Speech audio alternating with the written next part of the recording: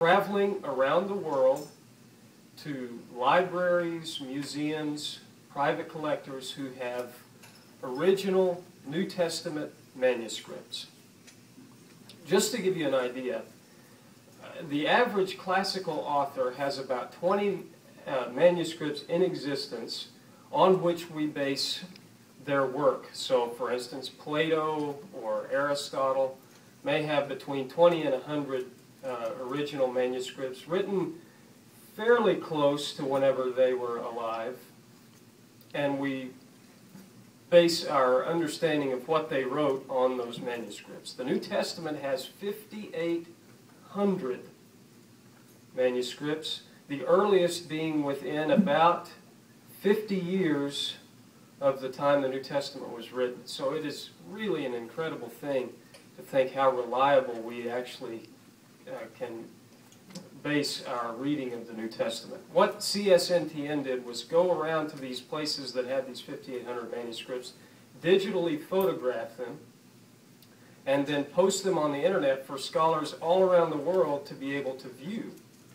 So I was a part of that. My part was to present at academic conferences on behalf of the center as they went to places like Sinai in Egypt, St. Petersburg, Russia, New York City, and this year they've been for the whole year in Athens at the National Library of Greece. And if you know, Greece is kind of up in the air right now, so it's been kind of a crazy time. And throughout that, I kind of got interested in being in academia, and so the director of the center there is a man named Dan Wallace. Dan encouraged me to go and pursue further training, and I began looking to people that I wanted to study under. That's how it works in New Testament. You don't go maybe to a certain school, but you go study with a certain person. And the person that interested me, actually two people, were both in England. I'd had a lot of classwork in my master's degree, and so I just wanted to get on with the research and writing, and that's the way the English system works. One was named John Barclay. He's in Durham in northeast England. And one is named Marcus Bachmuel. He's at Oxford. And I began to weigh which one would be the best, and I decided on Oxford University as being the best way for me to go. And so I applied about this time last year. I began making inquiries. I wrote Dr. Bachmuel via email and began kind of seeing if he would be willing to take me on as a research student. And the way the process works is you begin by drafting a research proposal, and you go back and forth. I bet we went through 10 or 15 different drafts before we got it about where we wanted it. And finally he emailed me back and said, yeah, that looks good. I think you can submit that and come on and be a part of my program. So I went through the application process. It was due in January. It involved a curriculum vitae, which is sort of my list of accomplishments.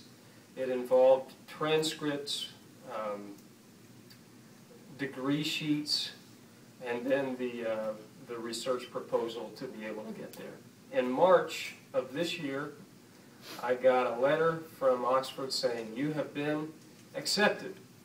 And now the real work begins. So I began to try to go through and get my mind back into the frame of being in academic work full-time. And I'm planning on being there. October the 4th is the first day of term. Now, I don't know very much about Oxford. I've never been there. I've been to England one time and was in Cambridge, but have not been to Oxford, so I've got much to learn. But I have learned a bunch already to kind of fill in for the little that I did know. And some of you may be interested in the Oxford system versus the American system. First, they're not on semesters, they're on terms. And each term has its own designation. The first term is the Michaelmas term, begins on the Feast of St. Michael in early October. It goes through December, then you have a 2-week break, and you enter into the Hilary term, which is January through March, and then I'll be there from March through July, or through June, which is called the Trinity term. They have, instead of colleges based on what your area of expertise is, it's a little bit different. So they don't have the College of Arts and Sciences or the College of Engineering. They are more like the Harry Potter system. Any Harry Potter fans in here? You can admit it. It's okay. Well, if you know Harry Potter, there is Hogwarts, which is the school. That would be comparable to the University of Oxford. And then Harry is in a little social group called what? Do you remember? Gryffindor. This is the college system in the UK. This is people of all different areas of study, all different ages, that sit together, eat together. They're their own community, but they're separate from the university. And so my college is Oriel College.